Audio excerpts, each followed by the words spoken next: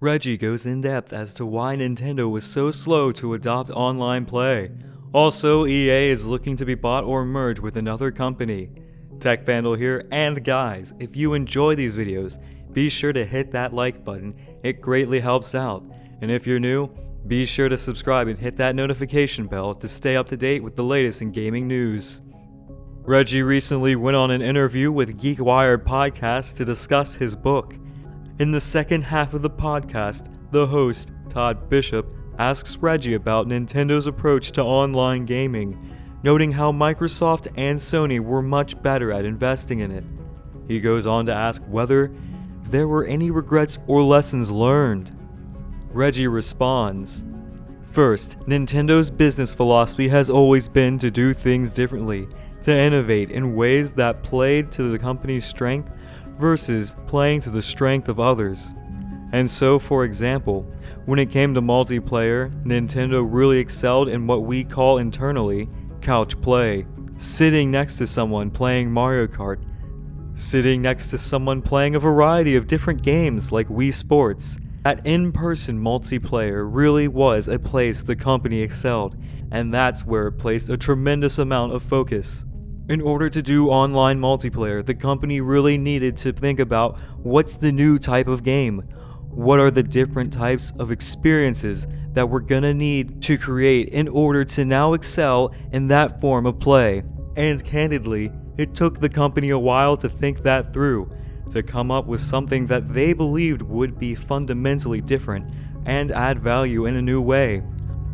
I would argue the company's core success started with their taking Smash Bros., a key franchise for them, taking that online, which did exceptionally well. That begat a not quite a first-person shooter, kind of in between a first and a third-person experience with a franchise called Splatoon, which has done incredibly well in the marketplace. So that's the first part of the answer. The company's always thinking about how they're going to enter these markets uniquely, differently, and play to their own strengths. The second thing I would highlight is, and this is where it gets into some cultural differences.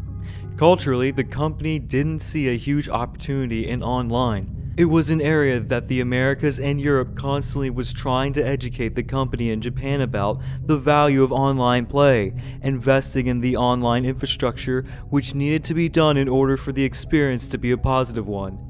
This is where Microsoft invested so significantly, and it became their competitive advantage. It is still today, I would argue, in terms of their connected gameplay. It was a constant area of push by the Western developers of the company to encourage the development and the investment in the infrastructure, and I'm sure that conversation continues today. It's interesting to hear Reggie ruminate on just why Nintendo was slower at adopting online play, and as he says, that conversation continues today.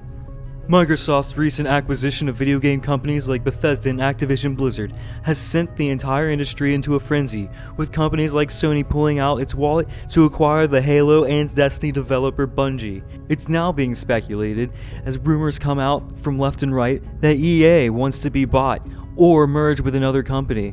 According to rumors from Kotaku, EA has already held talks with companies like Disney, Apple, and Amazon. It's reported that it's even been in conversations with NBC Universal about a potential merger, but the two parties could not come to an agreement, with both parties to decline to comment, and EA said it did not respond to rumors and speculation. Comcast CEO Brian Roberts reportedly proposed the merger, and if it had gone ahead, it would have seen Roberts remain in control, with the current EA CEO Andrew Wilson as the head of the new mega business.